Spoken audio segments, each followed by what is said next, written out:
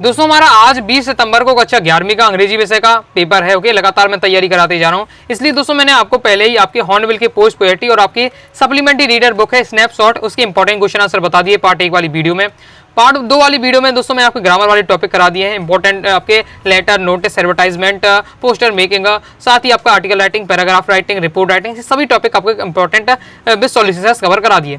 केवल आपका fill in the blanks रह गया था और आपका डू एज डायरेक्ट रह गया था, उसके लिए आप कमेंट कर रहे थे। इस वीडियो में आपको प्रैक्टिस करा दूंगा, साथ ही मैं आपको ट्रिक बताऊंगा, सबकी शॉर्ट ट्रिक बताऊंगा, क्योंकि जितने भी फिल इन द ब्लैंक्स और डू एज डायरेक्ट में टॉपिक आते हैं, समैनी का प्रयोग, मच मैनी का प्रयोग, सो दैट का प्रयोग, TW2 का प्रयोग, ओके, वॉइस बनाना, आपका नरेशन बनाना, बहुत सारे जो टॉपिक रहते हैं आपके, ये बहुत ज्यादा लंबे वाले टॉपिक रहते हैं। एक एक टॉपिक महीने भर चलता है, ओके, लेकिन मैं आपको सबकी शॉर्ट ट्रिक बताऊंगा ताकि आप क्या है होने वाले पेपर में आप आसानी से इनको सॉल्व कर सकें। तो सबसे पहले हम देख लेते हैं आपके फिल इन द ब्लैंक्स, और इसके बाद हम दोस्तों देख लेंगे इसके do as directed. Okay, fill in the blanks के बाद हम क्या है डू डायरेक्ट देख लेंगे। अब दोस्तों हम देख लेते हैं fill in the blanks, important fill in the blanks बताने वाला हूं जो अक्सर आपके रिपीट होते हैं। तो जैसा कि दोस्तों आपको पता है कि ये आपके टॉपिक है जो एक दिन का नहीं है, एक कुछ मिनटों का नहीं है कि मैं आपको क्या है सभी बता सकूंगे, लेकिन मैं आपको क्या है सभी प्रकार के बताने का प्रयास करूंगा ट्रिक के माध्यम से, जिससे हम क्या है शॉर्ट में पता लगा सके कि हाँ इसमें क्या लगने वाला है, क्या नहीं लगने वाला है। ओके, तो कैसे हम फिल इन द ब्लैंक्स बनेंगे मैं आपको शॉर्ट में समझाने वाला हूँ, ध्यान से देखिएगा। देख लेते दोस्तों fill in the blanks. Fill in the में पहला हमारा Rustam is dash rich young Parsi. Okay, तो यहाँ में जिस भी फिल इन द ब्लैंक्स में ए अंदा का प्रयोग यहाँ करना है, तो जहां भी हमें ए अंदा का प्रयोग करना है उसके हम आगे वाला देखेंगे शब्द। तो ये इसी का पढ़ेंगे यंग पढ़ेंगे। ओके, तो यंग लिखेंगे, इसमें या लिखेंगे पहले। ओके, यंग इस प्रकार से ये ए या आ रहा, इसलिए हमारे इसमें ए हो जाएगा। ओके, अगर पढ़ते हैं हम किसी अक्षर को पढ़ने में, ओके, पढ़ने में अगर हमारा क्या है आ से लेकर आह तक आ रहा, ओके, आह तक आ रहा तो हमारा एन का प्रयोग करना है। पढ़ने में का से लेकर ग्या तक आ रहा तो हमारा ए का प्रयोग करना है। तो ये बात आपको ध्यान रखनी है। और दा का प्रयोग कब करते हैं, जो भी आपका इकलौती चीज हो, पॉपुलर चीज हो, यूनिक चीज हो, इसमें हम क्या है दा का प्रयोग करते होंगे। चलो हम प्रैक्टिस करते जाएंगे तो आपको समझ में आता जाएगा। तो हम यंग पढ़ेंगे, इसे यंग में या का उच्चारण होगा, या यज्ञ का, ओके, ए, इसलिए ए आ जाएगा। नेक्स्ट है आपका साइक्लोन इज, तब यहाँ आपका है आइसलैंड, इसे आइसलैंड पढ़ेंगे, आ का उच्चारण होगा, आ का उच्चारण होगा, इसलिए ए एन इसका राइट आंसर हो जाएगा। आई होप आप समझ रहे होंगे। जितनी के मैं आपको बताते जाऊंगा टॉपिक, सभी टॉपिक कवर कराऊंगा, तो शॉर्ट शॉर्ट में बता जाऊंगा ताकि आप होने वाले आज के पेपर में प्रॉपर रूप से अच्छे से कर पाए। ओके, ही इज डेडरेस यूनिवर्सिटी स्टूडेंट। अब यूनिवर्सिटी लिखा हुआ, ओके, कैसे लिखेंगे यूनिवर्सिटी, यूनिवर्स लिखेंगे तो यू या यज्ञ का इसमें भी उच्चारण हो रहा है, यूनिवर्सिटी जब लिखेंगे हिंदी में लिखना, ओके, तो या यज्ञ उच्चारण होगा, इसलिए ए इसमें आ जाएगा। नेक्स्ट दिस इज डेडरेस रोटन एग। अब इसे पढ़ेंगे हम तो क्या उच्चारण होगा रोटन, रोटन, रस्सी का रोटन, ओके, रस्सी का यानी ए, काशी लेकर ज्ञा तक आता है ना रस्सी का, ओके, ए आपका इसमें हो जाएगा। नेक्स्ट है राम इज डेडरेस एनसीसी कैडेट। तो एनसीसी है, तो एनसीसी में क्या एन को पढ़ेंगे एन, ए एडी का आ रहा, ओके, क्या लिखेंगे एनसीसी, एनसीसी, इसको क्या लिखेंगे एनसीसी। ओके, तो ये पहले वाले से अच्छा, तो ए एन का उच्चारण होना, तो इसलिए आपका क्या हो जाएगा एन आपका आ जाएगा। ओके, नेक्स्ट हमारा देयर आर डेडरेस पिक्चर इन दिस बुक। तो अब इसमें आपको क्या सम एनी का प्रयोग करना है, सम एनी का प्रयोग हो जाएगा। तो आपका ये सिंपल जो इसको अगर आप इस प्रकार से याद रख सकते हैं, देखिए रूल तो बहुत सारे हैं, ओके, बहुत सारे इसमें अब बात भी सेक्शन भी है, लेकिन मैं आपको शॉर्ट शॉर्ट बता रहा हूँ ताकि आप क्या है जो सिंपल वाले हैं आप उन्हें सम एनी का आसानी से उपयोग कर सकें। तो जो आपके साधारण वाक्य होते हैं, वो सिंपल वाक्य होते हैं, सम का प्रयोग करते हैं। ओके, अगर आपका वो इंट्रोगेटिव है या नेगेटिव वाला सेंटेंस है तो फिर आपका एनी का प्रयोग हो जाता है। ओके, तो देख लेते हैं, आपका सिंपल है there are picture in this book, तो हो जाएगा आपका सम का प्रयोग हुए। साथ ही जो अगर निवेदन करते हैं तब भी आप हम क्या है सम का प्रयोग करते हैं। तो कुछ बातें हैं जो आपको ध्यान रखनी सम एनी प्रयोग पहचानते समय। ओके, प्लीज गिव मी डेडरेस वाटर। अब मैंने अभी आपको क्या बताया, जस्ट अभी बताया कि जब हम निवेदन करते हैं किसी से प्लीज गिव मी वाटर, तो अब इसमें हम सम का प्रयोग करेंगे। ओके, क्योंकि हमने यहाँ निवेदन किया है। कुछ लाइनें आपको फैक्ट याद रखने जो मैं आपको बता रहा हूँ, तो आप क्या है पहचान पाएंगे। डिड यू डेडरेस वेयर लास्ट नाइट। अब देखिए मैंने अभी आपको क्या बताया, एनी का प्रयोग कब करते हैं, जब नेगेटिव वाला सेंटेंस हो या इंट्रोगेटिव वाली सेंटेंस हो। इंट्रोगेटिव यानी क्वेश्चन मार्क लगा हो, जिसमें क्वेश्चन पूछा जाता है। डिड यू आए, जैसे हेल्पिंग वर्ब आगे है, क्वेश्चन मार्क लगा, यानी ये हमारा क्या है इंट्रोगेटिव वाला सेंटेंस, यानी इसमें एनी का प्रयोग हो जाएगा। ओके, जो मैं आपको बता रहा हूँ ये ट्रिक 100% लागू नहीं होती, लेकिन आपका 90% आप मान के चले कि आपकी हो जाती है। क्योंकि अब ये आपका ये प्रॉपर मैं आपको बता रहा हूँ, डायरेक्ट मैं आपको शॉर्ट में बता रहा हूँ, तो ये आपका 80 से 90% काम कर जाएगा जो मैं आपको बता रहा हूँ। Tell me if you have doubt. अब देखिए इसमें भी आपका इंट्रोगेटिव बना, इफ यू हैव डाउट, तो इसमें आपका हो जाएगा एनी। ओके, नेक्स्ट है कालिदास हैज रिटर्न प्लीज। तो अब इसमें मैच मैनी का प्रयोग करना है, तो इसमें हो जाएगा आपका मैनी आएगा। मच का प्रयोग कब करते हैं, हम लिक्विड वाली चीजें में करते हैं। ओके, तरल में मैनी का प्रयोग करते हैं हम जिन्हें हम नॉर्मल तरीके से गिन सकते हैं। ओके, और मतलब अपन अपनी भाषा में कहें तो काउंटेबल अनकाउंटेबल में, ओके। तो काउंटेबल में हम करते हैं मैनी का, अनकाउंटेबल में मच का प्रयोग करते हैं। नेक्स्ट है सी हैज चिल्ड्रन। अब यहाँ चिल्ड्रन की बात हो रही तो चिल्ड्रन को हम गिन सकते हैं, ओके, काउंट कर सकते हो, तो मैनी आ जाना चाहिए। यू डिड नॉट मेक डेडेस्ट टी, तो यहाँ आपका मच आएगा क्योंकि टी क्या है, लिक्विड है, इस प्रकार से ओके अनकाउंटेबल में आएगा, इसलिए आपका मच आ जाएगा। सी हैज नॉट गॉट डेडेस्ट टाइम, तो यहाँ मच टाइम आपका आ जाएगा, ओके। आगे देख ले, आगे नेक्स्ट हमारा ही हैज डेडेस्ट money so he can not buy any books. इसमें लिटिल लिटिल द लिटिल का प्रयोग करना है, लिटिल इसमें आ जाएगा। He has little money so he can not buy any books. Next है डेडेस्ट book is good to read. Each एफ डी का प्रयोग करना है। पढ़ने में लगता है कि यह दोनों प्रयोग हो, ईज और एफ डी का एक ही अर्थ निकलता है, लेकिन इसके बहुत सारे रूल हैं, लेकिन आप इस प्रकार से भी समझ कर चल सकते हैं। ईज का प्रयोग करता हम करेंगे जब हमें संपूर्णता की बात होती है, संपूर्णता का बोध हो हमें, ओके, जहाँ लगता है कि यहाँ पूरी चीज की बात हो रही है तो ईज का प्रयोग करना है। एफ डी का प्रयोग तब करेंगे जब हम कहें किसी को संख्यात्मक बताएंगे, ओके, प्रत्येक की बात करते हैं। जैसे book is good to read, book है पढ़ने के लिए अच्छी है, तो पूरी संपूर्ण बुक की बात हो रही है, संपूर्ण बुक की बात हो रही है तो हमारे यहाँ ईज का प्रयोग हो जाएगा। नेक्स्ट है बुक हैज 80 पेजेस। बुक के पास मतलब बुक में कितने पेज है, 80 पेज है, ओके, 80 पेज है, या मतलब एक प्रत्येक पेज को महत्व दिया जा रहा है, प्रत्येक पेज की बात हो रही है, एवरी का आ जाएगा। इस प्रकार से आप सेंस ले सकते हैं, ओके। बाकी बहुत लॉन्ग रूल है इनके, लंबी बहुत एक एक टॉपिक की लंबी बहुत लंबी वीडियो बन सकती है, ओके, लेकिन अब मैं आपके पास इतना कम समय है तो मैं आपको ऐसा बता रहा हूँ ताकि आप थोड़ा बहुत पहचान सके, okay. Let me know that dress has come. अब यहाँ बताना हु वेयर और हुज का प्रयोग करना है, तो यहाँ की व्यक्ति की बात हो रही है, लेट मी नो बताओ हु हैज कम, व्यक्ति की बात हो रही है तो व्यक्ति की बात होती है, आपका हु का प्रयोग करते हैं, ओके। नेक्स्ट है डेड ड्रेस आई स्विम, तो कुड आई स्विम आपका इसमें हो जाएगा, ओके, तो मतलब क्षमता बनाने के लिए हम कैन या कुड का प्रयोग करते हैं, ओके, तो यहाँ कुड हो जाएगा आपका। नेक्स्ट है dead dress God bless you, तो आपका मे गॉड ब्लेस यू हो जाएगा, ओके। नेक्स्ट है हमारा it dash dash rain tonight, तो आपका माइट आएगा। देखिए आपका यहाँ आपका माइट आ जाएगा क्योंकि यहाँ आपके शायद की सेंस में आ रहा है। आगे बढ़ने से पहले दोस्तों बताना चाहूंगा, अगर दोस्तों आप क्लास 11 के इंग्लिश सब्जेक्ट की प्रॉपर रूप से तैयारी करना चाहते हैं, अनुराग आचार्य क्लासेस के क्लास 11 इंग्लिश के कोर्स को ज्वाइन कर सकते हैं। इंग्लिश के कोर्स को ज्वाइन करने के लिए 90 39 53 44 79 इस दिए व्हाट्सएप नंबर मैसेज कर सकते हैं। इंग्लिश कोर्स में दोस्तों आपको कंप्लीट क्वेश्चन आंसर और कंप्लीट आपके ग्रामर टॉपिक कंप्लीट हो जाएंगे ताकि आप क्या है वार्षिक परीक्षा में अच्छा प्रदर्शन कर सकें। नेक्स्ट है she dares not to eat, dare का साहस के लिए हम क्या है डेयर्स का यूज करते हैं। Would you give me books, तो मैंने क्या बताया आपका क्या आ जा रहा है कि आप मुझे क्या बुक्स दे सकते हैं, तो यहाँ निवेदन की बात हो रही है तो सम का प्रयोग हो जाएगा। They prefer milk to tea, तो यहाँ मिल्क टू आपका आ जाएगा, ओके। नेक्स्ट हमारा she is MBBS from Delhi university. अब इसे हमें ए एन का प्रयोग करना है, पढ़ेंगे तो एम का उच्चारण होगा, AAD से होगा, AAD यानी आपका एन का प्रयोग हो जाएगा, क्योंकि मैंने क्या बताया आ से लेकर आ तक अगर आते हैं तो एन आएगा, का से लेकर ज्ञा तक आता उच्चारण में तो आपका आ आता है, ओके। तो इसमें आपका एन हो जाएगा। यू डेड स्टॉप स्मोकिंग, तो आपका इसमें मस्ट आ जाएगा, जिसमें हमें करना ही चाहिए, ओके, जिसमें बिल्कुल मैं जो काम है वो हमें करना ही चाहिए, उसमें हमारा मस्ट का प्रयोग करना है, करते हैं, okay. You must stop smoking, आपको क्या धूम्रपान बिल्कुल बंद करना ही चाहिए, ओके, तो इस प्रकार से। Next we are going dash a match today, तो अब इसमें हमें क्या है प्लेइंग, प्लेड, टू प्ले, इनमें चारों में से किसी का प्रयोग करना है, तो इसमें दोस्तों आपका राइट आंसर होगा टू प्ले। अब रीजन क्या होगा, तो देखिए रीजन आप यहाँ से ये समझ कर चलिए क्योंकि हमें क्या है टू प्ले का यूज होगा, क्यों होगा, देखिए आप ये आपका कंसेप्ट होता है कि जब भी एक सेंटेंस में केवल कितना एक वर्ब होगा, एक वर्ब आएगा, लेकिन यदि किसी सेंटेंस में दो वर्ब आ रहे हैं तब हमारा क्या है टू का लगाकर हम दूसरा वर्ब लिख सकते हैं। तो यहाँ हमने देखा वी आर गोइंग, तो गो एक है एक वर्ब है, ओके, गो वाला एक वर्ब पहले आ चुका है, अब यहाँ प्ले वाला एक प्ले भी खेलना है तो प्ले भी एक वर्ब है, तो प्ले एक वर्ब आ रहा है, ओके, सेंटेंस में, तो जब दूसरा वर्ब आता है तो टू लगकर आता है, तो उसमें टू वाला आपका राइट आंसर होगा। ये आप कंसेप्ट ले सकते हैं। आई हैव फ्रेंड्स, तो फ्रेंड्स हो या मेनी फ्रेंड्स हो जाएगा, ओके, नॉर्मल ले सकते हैं, काउंटेबल फ्रेंड्स होते हैं इस प्रकार से।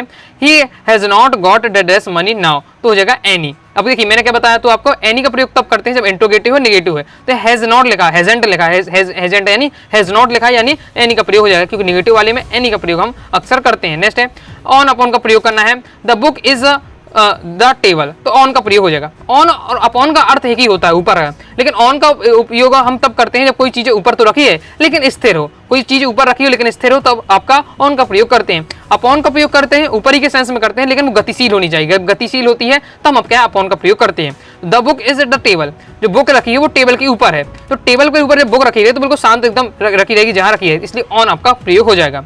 लेकिन नेक्स्ट देख लेते हैं, तो नेक्स्ट एग्जांपल से आप थोड़ा समझ जाएंगे। The lion jumped the deer, जो लाइन है, जो शेर ने क्या है जंप किया, किसकी, जो हिरण है, हिरण के ऊपर क्या है जंप किया। जब हिरण के ऊपर जंप करेगा तो ऊपर के सेंस में यहाँ भी आपका ऑन अपॉन है, ओके। तो जब जंप करेगा तो ऊपर तो सेंस में आ रहा है, लेकिन क्या गति होगा, क्योंकि जो शेर होगा वो इस प्रकार से यूं जाएगा, किसके ऊपर जाएगा, हिरण के ऊपर कूदेगा, ओके। तो इसमें शेर क्या गति करते हुए जाएगा, इसलिए आपका अपॉन हो जाएगा। जबकि इस वाली कंडीशन में आपका जो बुक है वो स्थिर रखी हुई है, इसलिए ऑन का प्रयोग होता है। तो ऑन अपॉन का अर्थ एक ही होता है ऊपर के सेंस में, लेकिन स्थिर के लिए हम ऑन का प्रयोग करते हैं। गतिशील का अगर हमें सेंस आ रहा है तो हम क्या अपॉन का यूज करना है। नेक्स्ट है the pen is the box. इसमें भी आपका वही सेंस रहता है।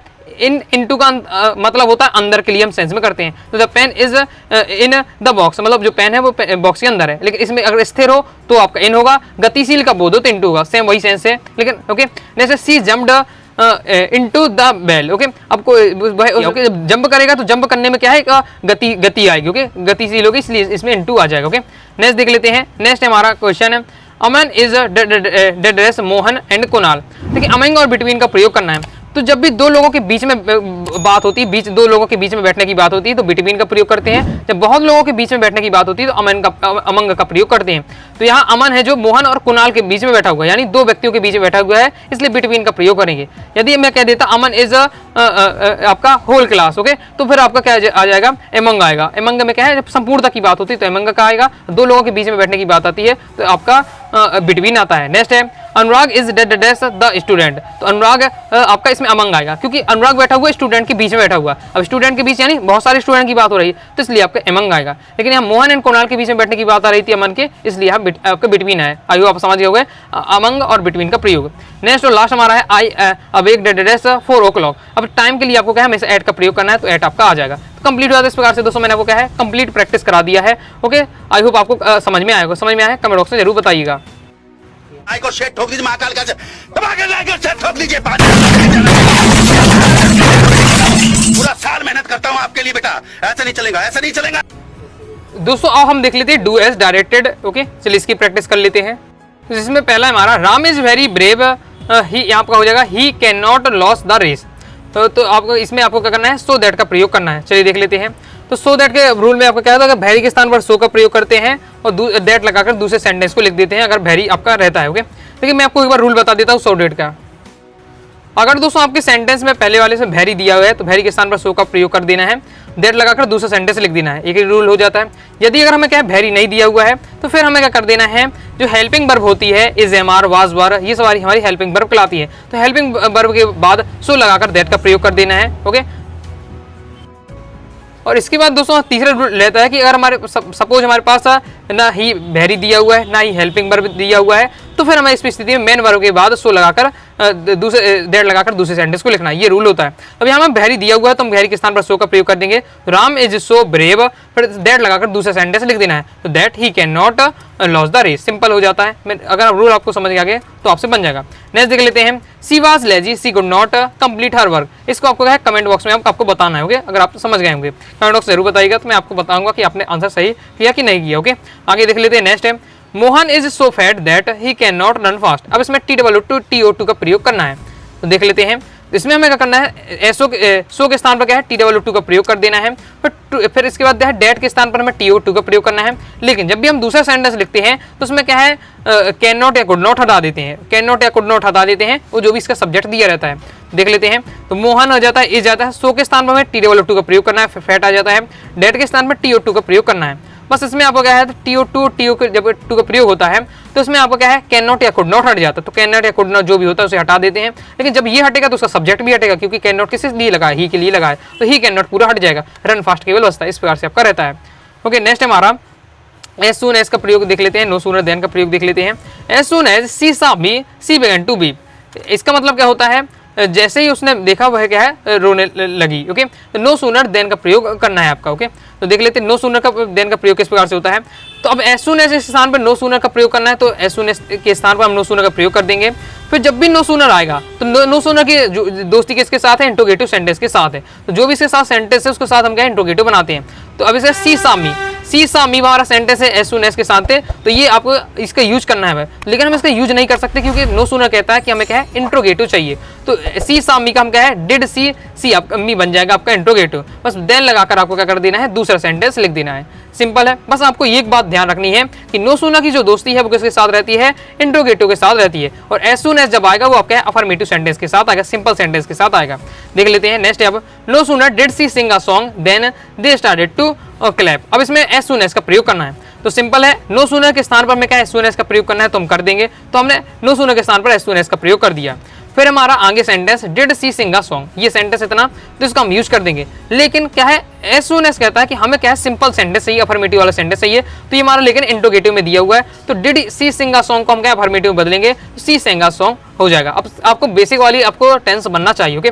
बस आपका फिर आपको क्या कॉमा लगा देंगे, देन को आपको हटा देना है, क्योंकि एज सून एज के स्थान पर इसके साथ देन होता ही नहीं है, तो यहाँ कॉमा लगाकर आपका है दूसरा सेंटेंस आपको पूरा कॉपी पेस्ट कर देना है। आगे नेक्स्ट देख लेते हैं। He bought a car, he went to market, as soon as का प्रयोग करना है, ओके। जिस स्थिति में अगर आपके पास नहीं आपका नो सूनर दिया हुआ फिर भी आपका आ जाता है, तो एज सून एज का प्रयोग कर देंगे। फिर आपको क्या करना है, उस सेंटेंस को लिखेंगे जिसमें काम हो रहा है। तो सबसे पहले हमें क्या है, कार खरीदने के लिए बाजार जाना पड़ेगा, तो आपका ही वेंट टू मार्केट वाला सेंटेंस पहले आएगा, ही बॉट अ कार वाला बाद में आएगा। इसमें ये चलता है कि जो काम पहले इसमें पहले काम होता है वो सेंटेंस पहले आता है, और जो उसमें काम बाद में होता है वो सेंटेंस पीछे जाता है, ओके। इस प्रकार से नेक्स्ट है she saw me she began to be, no sooner इस प्रकार से बन जाएगा, नो सूनर का यूज कर देंगे। फिर हो जाएगा डिड सी, अब इसमें नो सूनर किसके साथ आएगा, इंट्रोगेटिव सेंटेंस के साथ आएगा, तो डिड सी भी हो जाएगा। फिर देन लगाकर फिर दूसरा सेंटेंस आपको लिख देना है, okay. If you do not speak English you will lag behind from other, okay. इसमें आपको क्या है, अनलेस का प्रयोग करना है, तो इफ के स्थान पर हम क्या है, अनलेस का प्रयोग कर देंगे। जब अनलेस का प्रयोग करेंगे तो इसका मतलब होता है, इफ का मतलब यदि, अनलेस का मतलब यदि नहीं, तो इसमें नहीं वाला सेंटेंस नॉट वाला पहले ही से जुड़ा हुआ है इसके अंदर, तो यहाँ से हम क्या है नॉट गायब कर देंगे, फिर हमारा पूरा कंप्लीट बन जाएगा। तो इस प्रकार से हो जाएगा, अनलेस हमने यूज कर दिया और यू स्पीक इंग्लिश, ओके। यहाँ से आपको नॉट वाला हटा देना है, क्योंकि इसमें नॉट ऑलरेडी लगा रहता है अनलेस में, ओके। फिर आपका एजिटेस आ जाता है। नेक्स्ट है unless you call me I will not attend the party, इसमें इफ का प्रयोग करना है, तो अनलेस के स्थान पर हम इफ का प्रयोग कर देंगे। फिर यू कॉल मी, अब जो इसमें दूसरे वाले सेंटेंस में नॉट लगा है तो हम क्या है हटा देंगे, ओके, क्योंकि अर्थ हमारा तभी बन पाएगा, ओके। इसका पहले इसमें नहीं वाला इसमें भी था, नहीं वाला इसमें भी था, लेकिन इसमें अब जब नहीं वाला हटा दिया हमने, इफ के अनलेस के स्थान पर इफ कर दिया, अब इसमें नहीं है तो इसमें भी नहीं होना चाहिए। इस प्रकार से जब इसका अर्थ आएगा unless you call me I will not attend the party, यदि आप मुझे नहीं बुलाएंगे तो मैं पार्टी अटेंड नहीं करूंगा। If you call me I will attend the party, यदि आप मुझे बुलाएंगे तो मैं पार्टी अटेंड करूंगा। अर्थ दोनों का एक ही, कहने का तरीका एक ही होता है, अर्थ एक ही होता है, ओके। इस प्रकार से नेक्स्ट टाइम है हु का प्रयोग सीख लेना है। The boy comes every day is my cousin, who का प्रयोग करना है, ओके। किस प्रकार से इसमें करना है, या फिर यही लिख के आ सकता है, हु की जगह आपका आ जाता है रिलेटिव क्लॉज बनाइए। रिलेटिव क्लॉज किस प्रकार से बनेगा, आपको जिस भी व्यक्ति की बात होती है उसको रखना है, द बॉय की बात हो रही वो रखेंगे। फिर द बॉय के साथ अगर हम क्या है व्यक्ति है तो हु लगा देंगे, और कोई वस्तु है तो हुज लगाएंगे, तो यहाँ व्यक्ति है तो हु का प्रयोग कर देंगे। इसके बाद दोस्तों हमें लगना है उसकी बात का लिखना है, कम्स एवरी डे लिख देंगे। फिर दूसरे सेंटेंस में जो बचता है उसके लिखेंगे, लेकिन हमें क्या है जो सब्जेक्ट उसका हटा देना है, सब्जेक्ट हटेगा तो हेल्पिंग वर्ब भी हट जाएगी, तो माई कजन बस बचता है, तो माई कजन आ जाएगा, इज माई कजन, ओके।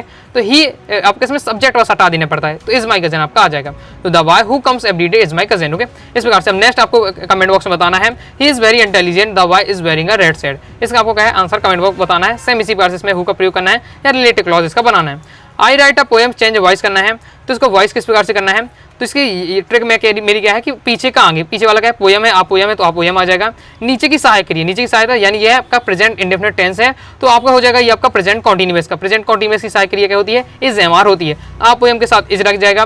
फिर आपको करना है, आपको वर्ब लिखना है, लेकिन वर्ब का हमेशा वॉइस में थर्ड फॉर्म लगता है, ओके। मतलब जब आप पैसिव वॉइस में चेंज करते हैं, ओके, तो आपका हो जाएगा राइट का हो जाएगा रिटर्न।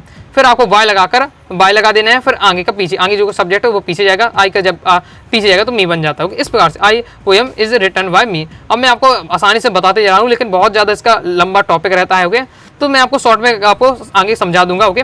अभी आपकी त्रैमासिक परीक्षा हो जाएगी, फिर एक टॉपिक में आपको बेहतरीन तरीके से समझा दूंगा। अभी तो मैं आपको केवल शॉर्ट में समझाने का प्रयास कर रहा हूँ, ओके। सी कॉल्स मी, चेंज वॉइस करना है, पीछे का आगे, तो मी है तो मी आगे जाएगा, आई बन जाएगा। नीचे की सहायक क्रिया तो ये आपका प्रेजेंट इंडेफिनिट है, तो आपका इसके नीचे क्या है प्रेजेंट कॉन्टिन्यूअस, तो आई के साथ एम लग जाएगा। कॉल का हो जाएगा कॉल्ड, क्योंकि थर्ड फॉर्म लगाना है हमको, वाई लगाएंगे, आगे का पीछे जाएगा, मतलब सी का आपका हो जाएगा हार्ड। इस प्रकार से आपका होता है, okay. Ravi has taken tea, तो इसका हो जाएगा tea has been taken by Ravi, तो आपका हो जाएगा टी पीछे तो आगे आ जाएगा। हैज का नीचे का होता है आपका हैज बीन होता है सेंटेंस में, ओके, और टेंस चार्ट आपसे बनती है तो आप समझ में आ पा रहे होंगे। टेकन आपका लगाइए थर्ड फॉर्म, तो थर्ड फॉर्म रहेगा टेकन, वाई आपका हो जाएगा रवि, किस प्रकार से। सी डज नॉट टेक टी, इसका आपको वॉइस कन्वर्ट करना है, कमेंट बॉक्स में आप बताइए। नेक्स्ट है ही डिड इट, चेंज करना है तो इसका क्या हो जाएगा। अभी इसमें आपका क्या है, पास्ट इंडेफिनिट का सेंटेंस है। डिड आपके यहाँ सहायक क्रिया नहीं है, एक मेन वर्ब के रूप में यूज हो रहा है, तो he did not do it आपका हो जाएगा। ओके, ही डिड नॉट, अभी डिड यहाँ हेल्पिंग वर्ब है, जबकि डू इसका डिड का क्या बन गया, डू बन गया आपका। ओके, इस प्रकार से आगे देख लेते हैं। अब इसको आपको जमाना के लिए रहता है, तो हर पेन पुट इंक सम, इस प्रकार से कुछ दिया हुआ, उसको जमाना का मीनिंगफुल सेंटेंस है। सी पुट सम इंक इन हर पेन, इस प्रकार से आपको बनेगा। बाकी दोस्तों आपकी ये और प्रैक्टिस के लिए दी है, तो इनको भी अच्छे से आपको तैयार कर लेना है। ओके, इनको भी अच्छे से देख लीजिएगा। आगे आपका एक और दिया हुआ है, तो इसको भी आपको देख लेना है। इसमें आपको हाउ मच का प्रयोग करना है, तो हाउ मच में प्रयोग में क्या करता है, the servant gave you all the milk. Okay, तो हाउ मच का प्रयोग कर देना है। फिर जिस पदार्थ की बात होती है, मिल्क की बात होती है, तो मिल्क को रखते हैं। फिर जो भी आपको बचता है sentence the servant gave you, इसको आपको क्या करना है, आपको इंट्रोगेटिव बना देना पड़ता है। तो द सर्वेंट गेव यू का आपको बन जाएगा did the servant give you के, फिर क्वेश्चन मार्क लगा देना पड़ता है, ये आपका रहता है। ओके, इस प्रकार से कंप्लीट हो जाता है। आगे है नेक्स्ट हमारा you must work you want get job, इसमें और का प्रयोग करना है। सिंपल है, दोनों को सेंटेंस को लिख के और बीच में हम इसमें सेट कर देंगे। इस प्रकार से दोस्तों मैंने आपको क्या है, आपके डू एज डायरेक्टिव भी प्रैक्टिस करा दी है। तो आइए दोस्तों, आपको वीडियो पसंद आएगी, वीडियो लाइक करके सब्सक्राइब जरूर करिए। इस प्रकार से दोस्तों मैं इंपॉर्टेंट आपको फिल इन द ब्लैंक्स बता दिए, डू एज डायरेक्ट बता दिए। तो आई होप आपको समझ में आएगा, कमेंट बॉक्स में जरूर बताइएगा। टेलीग्राम चैनल को ज्वाइन कर लीजिएगा, व्हाट्सअप चैनल को ज्वाइन कर लीजिएगा। मिलते हैं नेक्स्ट वीडियो में, तब तक के लिए बाय बाय।